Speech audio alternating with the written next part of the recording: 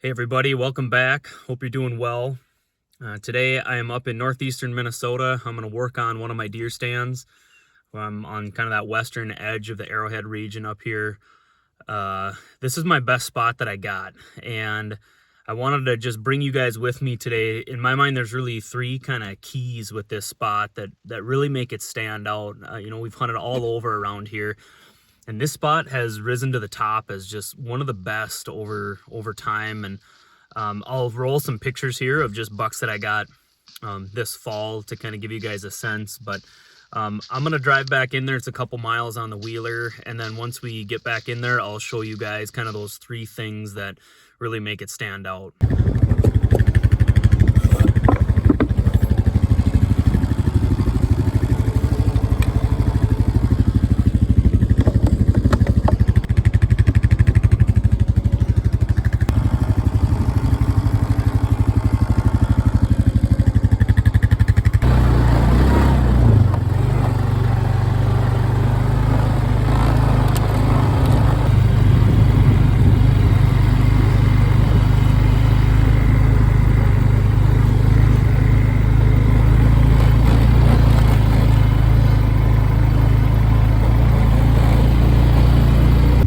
Well, we're not even a mile off the highway yet, and I got my first set of wolf tracks. I figured we'd see some in here. We had a lot around us this year.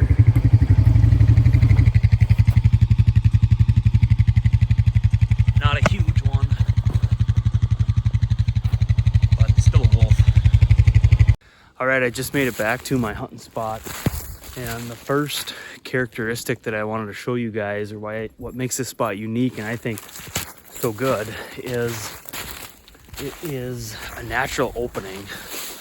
And I know it might be a little tough to see on the camera, but when they came through and logged this, probably 15, 20 years ago, they left these, I don't know, we call them frost pockets. They're not frost pockets. I don't know what actually does it, but it's just an area. It might be where the logging equipment slashed and cut trees. It might be where they piled stuff, but it's just this natural kind of opening that fills in with ferns, and they show up out in this country once in a while, and I just think that's so important out here. If you have a natural opening, bucks like to rub and scrape on the edges of them. Does seem to come out and use them. I mean, not only is there kind of that different successional, like early successional growth and then all the way up to older, but I think deer just enjoy being in these open pockets once in a while, and they just use them as places they congregate to, kind of like an ash swale, kind of a similar effect where you get that kind of grassy yellow grass edge. We've done a little light pruning on some of the minor stuff behind me, but by and large, like this opening out here, this was all left open by the logging equipment, which leaves just this great place. And like I say, once the ferns take over, they almost kind of keep it open from here. We've shot bucks out of this stand.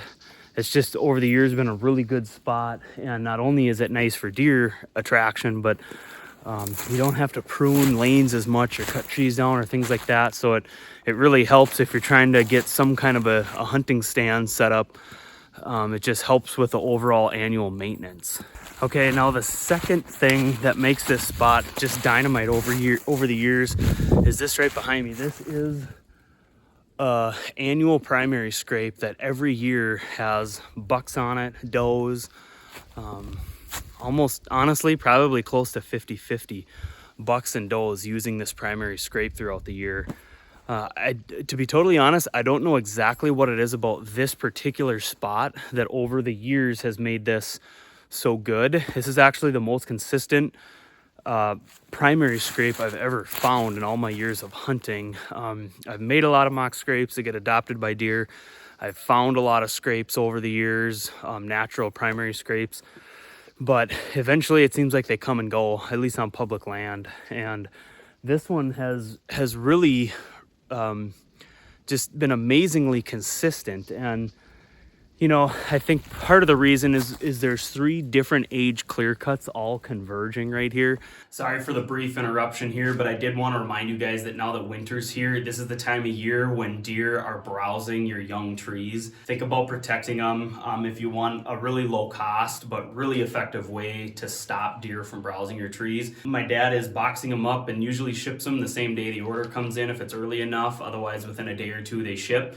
Would make a good Christmas gift if you know someone who would appreciate something like this winter. If you guys are interested in ordering some of these, again, they're low cost. Just go to the link down below in the description of the video, or you can even just Google search browse blocker. If you were to just search browse blocker for deer, it should pull up the website. You can learn more about it on the website. When you go to checkout, if you select that you saw this on YouTube, my dad will actually throw in 10 free browse blockers on top of whatever you order.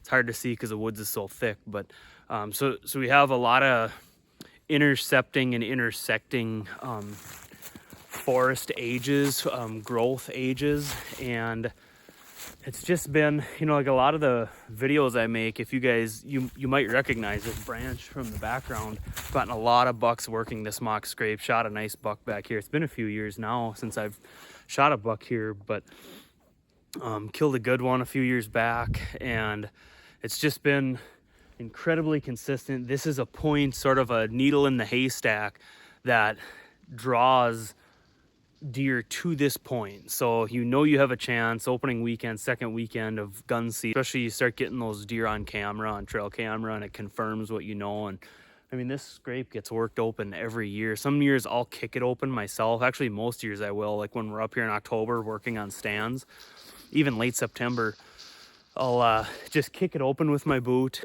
oftentimes whiz in it, and that seems to kind of get it started for the year.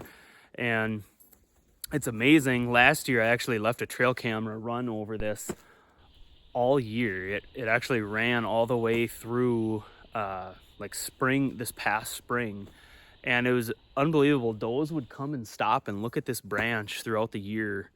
In the winter, in the middle of winter, they would stop and they would smell that branch.